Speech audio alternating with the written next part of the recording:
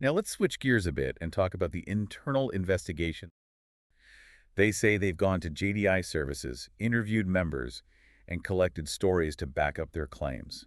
This is where it gets really interesting for me.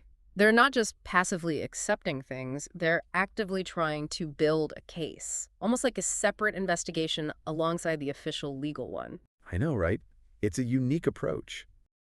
It had to be a setup, right? Like a conspiracy against him. Yeah, and they started questioning the motives of the people accusing him, trying to figure out who would benefit from seeing him taken down. It's like something you'd see on TV, some high-profile figure accused of doing wrong, whispers of conspiracies, and a trial that's just full of drama. And it doesn't stop there. Remember, we were talking earlier about the financial side of this. Those costs, they play a big role too. Right, and that's something we definitely need to talk more about because it's not just courtroom drama, it's real money with real consequences. Absolutely, and we'll get into all that right after the break.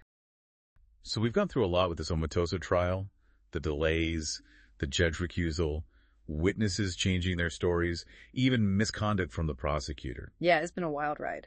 And on top of all that, there's this whole other aspect, the financial side of things, like how much is this whole trial actually costing? Right, because these big trials, they don't come cheap. You've got all the lawyers, the court staff, expert witnesses, travel expenses. Oh, yeah? It adds up really fast. And who's paying for it all?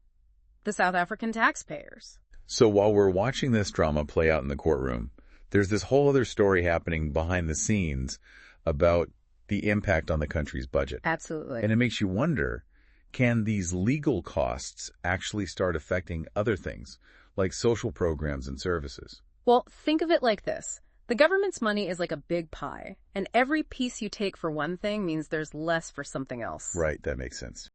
Yeah, and how do we make sure these trials, which can go on for years and cost a ton of money, Right. don't end up hurting the very people they're supposed to be serving? That's the big one, right? Because at the end of the day, it's about finding that balance between justice, fairness, and the well-being of all South Africans. Couldn't have said it better myself.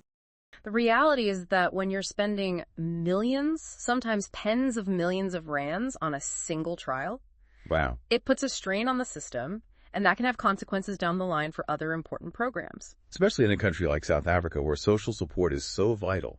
Exactly, and it raises this bigger question: how do we make sure that justice is served, which is obviously important, but without it negatively impacting other essential services? It's a tough balance to find. It is. So as we wrap up our deep dive into this Omotoso trial, what are some of the key things you'd want our listener to walk away with?